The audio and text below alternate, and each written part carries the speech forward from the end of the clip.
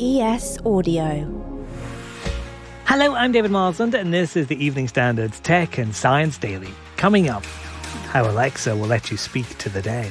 But first, parents of children not vaccinated against polio were being contacted in parts of London after the virus was detected in the city's sewer system. What was found back in February was the presence of one polio virus. It was then discovered again in April and again recently. Probably an enlarged family has contracted, or somebody in a family has contracted the polio virus and is spreading it. The Evening Standard's health editor Ross Lydall says it's the first community transmission of the condition for around 40 years in the UK.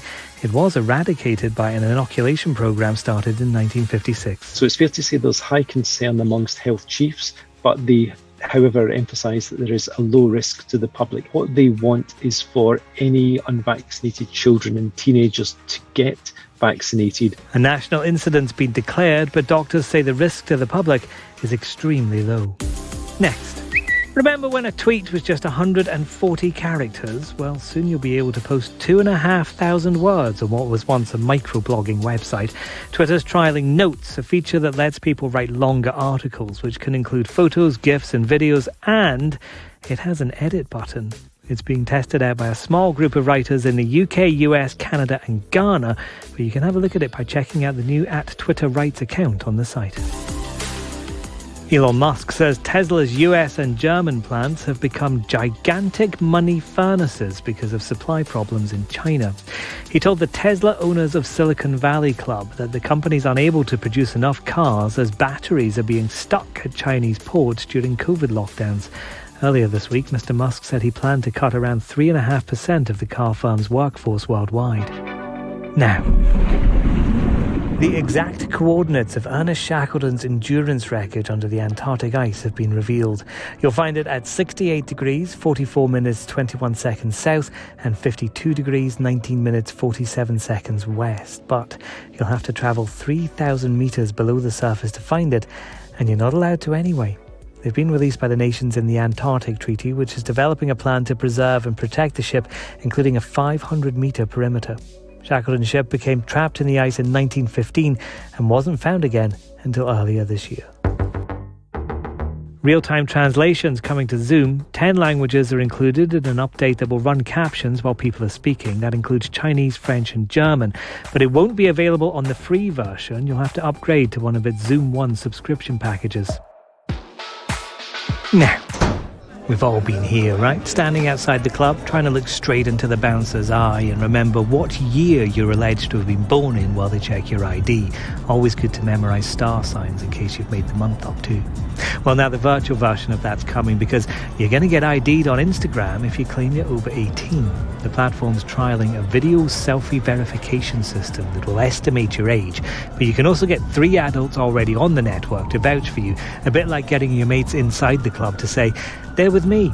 British tech firm Yoti's behind the software, which will be trialled in the US first.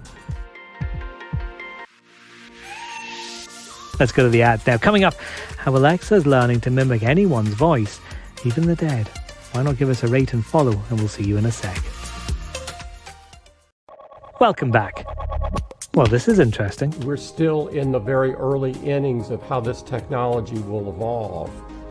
I couldn't be more excited about the opportunities we see in this space, and sort of stay tuned and you'll see what we have to offer. That's Apple boss Tim Cook talking to China Daily USA about augmented reality, and that stay tuned line has got people talking. Is Apple's rumoured augmented reality headset actually real, and maybe even coming out soon?